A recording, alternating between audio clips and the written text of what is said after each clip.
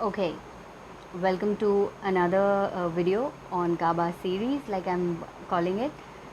So here I'm going to talk about different things that come up to me, to my mind, when I consider myself or anybody else applying to GABA, and so what kind of questions would a person have. So yeah, another question is what kind of lessons can one expect, and how much is the duration of each lesson? Is it like a classroom kind of a scene, or what is it? So these are one-to-one lessons. They do have corporate teaching and everything, but as a instructor, when you go and join, you would be doing one-to-one business lessons.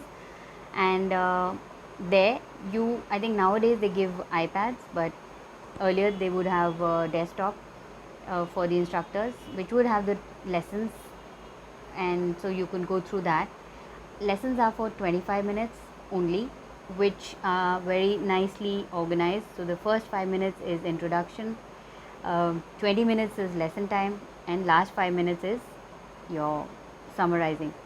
So we are actually trained, and we are told how to take care of the students. Every time we're supposed to ask the students, and there's also a sheet of paper which you're supposed to write down any new words, any new vocabulary, or whatever is being taught to the student in the class.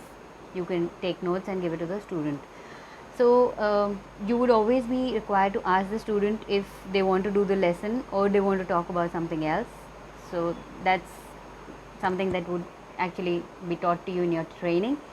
And 20 minutes is ideally enough, and it's not even so much that it gets boring. Sometimes students can also book two lessons simultaneously, so you have two bookings together.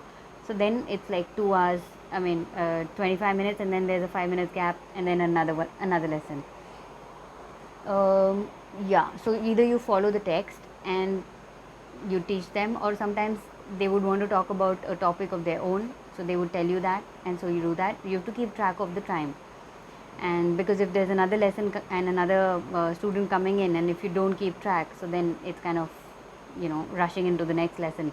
And you're required to go through the client's profile, and basically just do a little bit of study so that you know what background the person has and what level of English do they have. So if they are at a beginner level, so you're required to speak at a very slow pace so that they can follow you.